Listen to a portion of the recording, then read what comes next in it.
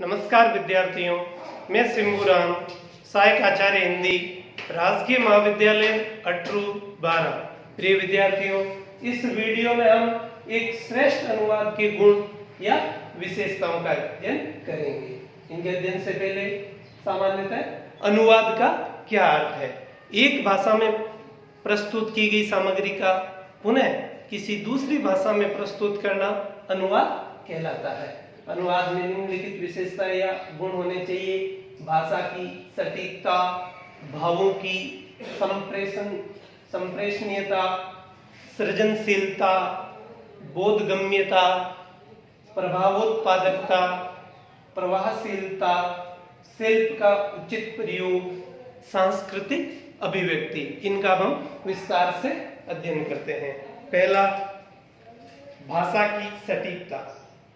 एक श्रेष्ठ अनुवाद का प्राथमिक गुण सटीक भाषा का प्रयोग है।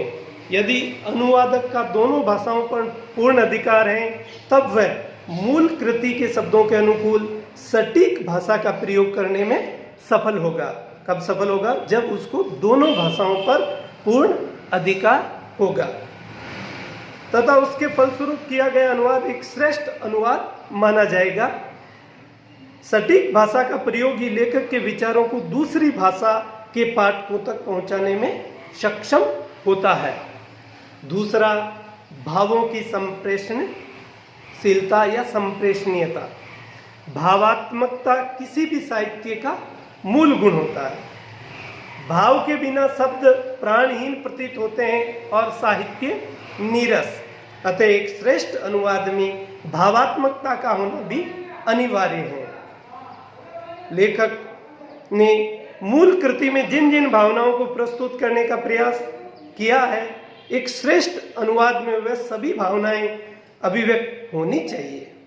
ऐसा नहीं होगा तो अनुवाद मात्र शब्दानुवाद बनकर रह जाएगा। तीसरा, सृजनशीलता। एक लेखक में सृजनात्मकता सदैव अपेक्षित होती है। अनुवाद के लिए भी सृजनात्मकता अनिवार्य तत्व है, यह एक अनिवार्य गुण है। यदि अनुवाद में सृजनात्मकता का अभाव होगा तो अनुदित कृति मूल कृति के समान प्रभावशाली व कलात्मक नहीं बन पाएगी। चौथा, बोधगम्यता। एक श्रेष्ठ अनुवाद में बोधात्मकता का भी गुण होना चाहिए, जो पाठक को उसकी मूल संवेदना से अवगत कराता है। बोधात्मकता के अभाव में पाठक अनुदित कृति के मूल संदेश एवं कथ्य को ग्रहण नहीं कर पाएगा और न ही वह उसका रसास्वादन कर सकेगा। पांचवा, प्रभावोत्पादकता। अनुदित कृति में प्रभावमयता का होना भी अति आवश्यक है। कहने का अभिप्राय यह है कि मूल कृति के समान ही अनुदित कृति भी पूर्णतः प्रभावशाली होनी चाहिए। उसका प्रभाव उतना ही लोगों पर या पाठक वर्ग पर पड़ना चाहिए। मूल कृति जिस प्रकार पाठकों को प्रभावित करती है, उसी प्रकार का प्रभाव पाठकों पर अनुदित कृति को पढ़ने पर भी पड़ना चाहिए। वैसे ही भाव उसमें जागृत होने चाहिए। अगला, प्रवाहशीलता। प्रत्येक साहित्यिक कृति की भाषा में प्रवाहमयता होती है।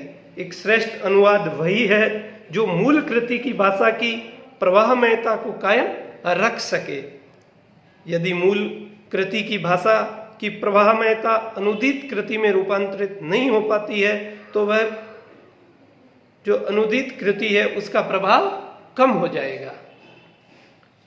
अगला, शिल्प का उचित प्रयोग। एक श्रेष्ठ अनुवाद में शिल्प का भी पर्याप्त महत्व है। शिल्प अनुवाद की आत्मा है। अनुदित कृति में मूल भाषा के शिल्प को यथावत रखते हुए उसे लक्ष्य भाषा में प्रस्तुत करने का प्रयत्न होना चाहिए। पुनः ध्यान दें, अनुदित कृति में मूल भाषा के शिल्प को यथावत रखते हुए उसे लक्ष्य भाषा में प्रस्तुत करने का प्रयत्न करना चाहिए। अंतिम है, सांस्कृतिक अभिव्यक्ति। प्रत्येक साहित्यकार अपनी कृति के माध्यम से कुछ सांस्कृतिक मूल्यों को पाठकों के समक्ष प्रस्तुत करता है। अतः एक श्रेष्ठ अनुवादक भी कृति में निहित सांस्कृतिक मूल्यों के महत्व को समझे और उसी गरिमा के साथ अनुदित कृति में भी उन्हें प्रस्तुत करें। एक श्रेष्ठ अनुवाद में सांस्कृतिक बोध का होना नितांत आवश्यक है। धन्यवाद।